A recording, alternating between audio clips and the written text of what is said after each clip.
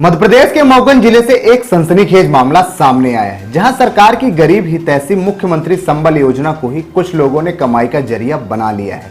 आरोप है कि इस योजना के नाम पर गरीब मजदूर परिवारों से पैसे ऐंठे जा रहे हैं और अनुग्रह सहायता राशि में भारी गड़बड़ी की जा रही है। सर, ये जन सुनवाई में आवेदन दिए है। मामला ये है कि हमारी मैडम खत्म हो गई थी, तो संबल का पैसा आया था, तो सरपंच, सेक्रेटरी और कुछ गांव के दलाल लोग मिलके पैसा हमारा निकाल लिए हैं। हम एक्सीडेंट हो गए थे, करीब 4 महीने से हम बिस्तर में पड़े थे। बाहर निकले तो पता चला पैसा आया था संबल का सर, तो हमारा पैसा निकाल लिए। तो महानुभाव निवेदन है हमारा माननीय कलेक्टर साहब से, माननीय एसपी साहब से कि हमारा पैसा हमको मिल जाए, और हम कुछ नहीं चाहते। हम गरीब आदमी, लंगड़ा आदमी है। लगभग आपके पंचायत से कितने लोग? लगभग हमारे पंचायत, देवरा पंचायत से कम 10 से 12 लोग हैं ये पीड़ित के। जो ये संबल वाला है, ये कम से कम 10 से 12 लोग हैं देवरा गांव के। पैसा किसके द्वारा निकाला गया और एक कौन लोग हैं? पैसा माननीय अरविंद कुमार पटेल जी हैं।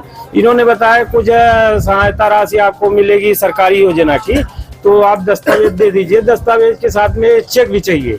तो सर, हम गाड़ी चला रहे थे, ड्राइवर आदमी हम गुवाहाटी में थे, तो घर से कागज बच्चों से दिलवा दिए और चेक भी दिलवा दिए थे साइन करके। तो इसके वजह से जब पैसा आया तो हमको पहले ही बताया नहीं कि पैसा आएगा 4 लाख रुपए।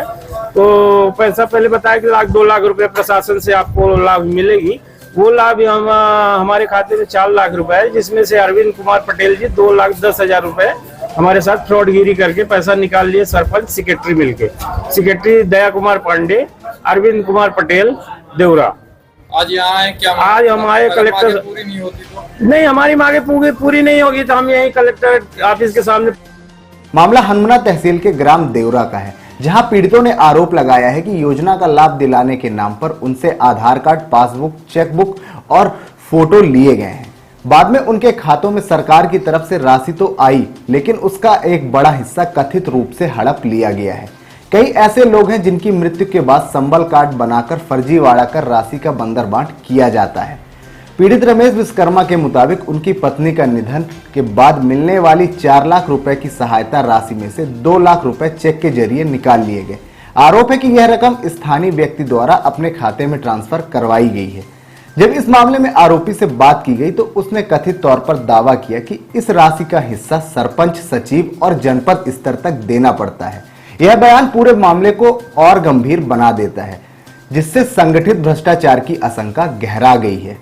हितग्राहियों का कहना है कि यह कोई 1-2 लोगों का काम नहीं, बल्कि एक पूरा नेटवर्क सक्रिय है, जिसमें पक्ष और विपक्ष से जुड़े लोग शामिल हैं, जो इनके बचाव का प्रयास भी कर रहे हैं। लेकिन यह गिरोह उनको निशाना बनाता है जो गरीब, अशिक्षित हैं। सबसे पहले गिरोह गांव में पता करता है किसकी मृत्यु हुई है, फिर संबल कार्ड चेक करता है। अगर नहीं बना है तो मरने के बाद भी संबल कार्ड बनवाता है और हितग्राही को धोखे में रखकर सरकारी योजना में लाभ दिलाने के नाम पर ठगी करता है और गिरोह के लोगों में फिर रकम का बंदरबांट किया जाता है। इस पूरे मामले की शिकायत जनपद और स्थानीय पुलिस चौकी में की गई है, लेकिन अब तक कोई ठोस कार्रवाई नहीं हुई है। पीड़ित रमेश विश्वकर्मा, शैलेंद्र गिरी सहित कई हितग्राही मऊगंज कलेक्टर जन सुनवाई में पहुंचे और न्याय की गुहार लगाई है।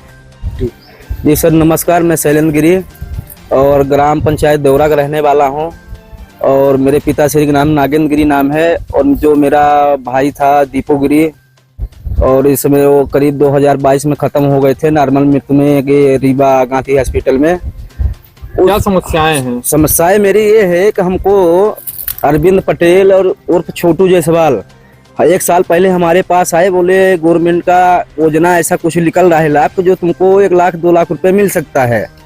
तो हमने बोला ठीक है भाई, तब ऐसा आप लोग मदद कर रहे हैं तो अच्छी बात है।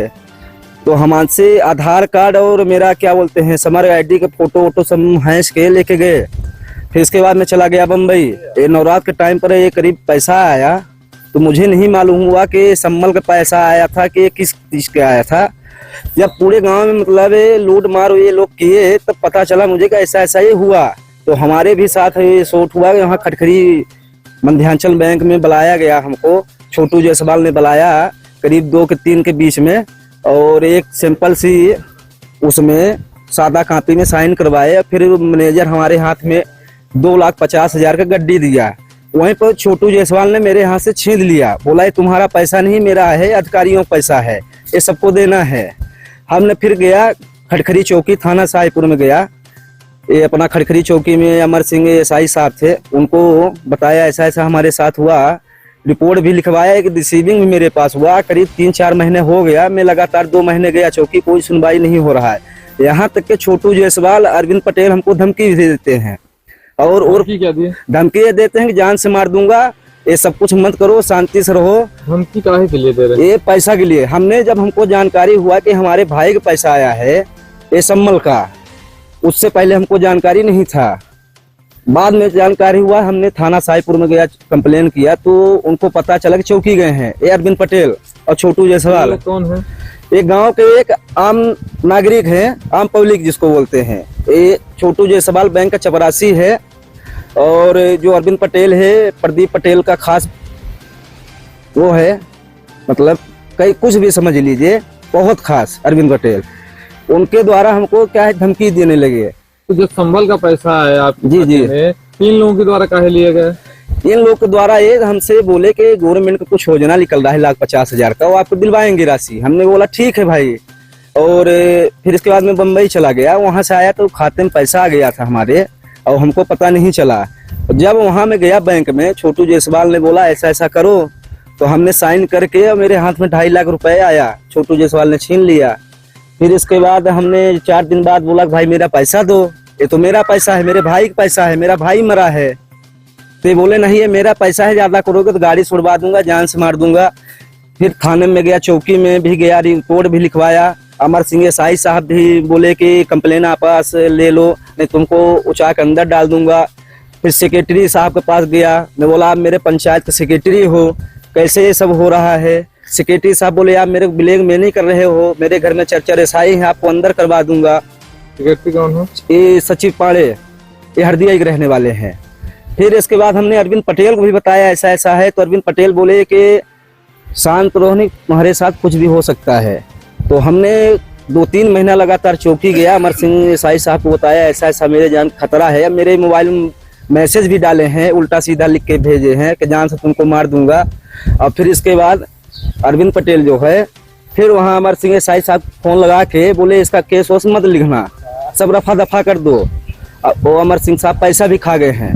वहीं हितग्राहियों ने साफ शब्दों में चेतावनी दी है कि अगर न्याय नहीं होता है तो आत्मघाती कदम उठाएंगे। हालांकि हनुमाना जनपद की सीओ सुरभि श्रीवास्तव ने बताया कि जांच चल रही है, आरोपी चाहे जो भी हो कठोर से कठोर कार्रवाई की जाएगी। इसका जानकारी मुझे अभी रिसेंटली प्राप्त हुई है, हफ्ते 10 दिन पहले, और इसके लिए हम लोगों ने जांच समिति, हमारे बीपीओ जो इंस्पेक्टर होते हैं उनकी अध्यक्षता में समिति गठित की गई है और उनसे कार्रवाई और उनका जो जांच है जो भी है उसकी पूरी प्रोसेस ऑनगोइंग है। जैसे ही इसका निष्कर्षा प्रतिवेदन मेरे पास आता है और कलेक्टर सर को मैं उसको प्रेषित करूंगी, और कलेक्टर सर से भी मेरी बात हो चुकी है इस बारे में। मैंने उन्हें सूचित किया है कि ऐसा ऐसा बहुत बड़ी सी बात है, जैसे कोई बहुत छोटी मोटी बात नहीं, बड़ी बात है। कलेक्टर सर को पूरी सूचना दे दी गई है कि इस पर जांच की जा रही है और लगातार सब लोगों से मैं संपर्क में भी हूँ जो भी शिकायत करता है, और हमारी कोशिश है कि हम इसे जल्दी से जल्दी निपटा दें। किसकी जो तार है ग्राम पंचायत से लेकर जनपद पंचायत तक जुड़े हुए हैं, क्या कुछ कार्रवाई होगी? नहीं बिल्कुल, अगर ये जितनी भी जांच है अगर निकल के आएगा, जो लोग भी इसके रिस्पॉन्सिबल होंगे सब पर ही कार्रवाई प्रेषित होगी, ऐसा नहीं है। और जैसे ही कुछ आएगा तो आप लोगों को सबसे पहले सूचना दी जाएगी। जांच प्रक्रिया में नोटिस में समय सीमा दी गई है। जांच प्रक्रिया में समय सीमा यही थी कि जितनी जल्दी हो सके, पर आप लोग भी जानते हैं कि जांच की जाती है, उसकी भी प्रोसेस होती है, सबको जवाब देने का मौका मिलता है, समय मिलता है, उस हिसाब से जांच चल रही है। और जैसे प्रस्तावित होगी कोई जांच प्रतिवेदन उसे हम फॉरवर्ड कर देंगे करके न्यायालय में, चाहे केस चलेगा, जिला पंचायत में चलेगा, जहाँ पर भी जैसा भी वसूली होगा या जो भी कार्रवाई करनी होगी उन पर की जाएगी। क्या वजह है कि आज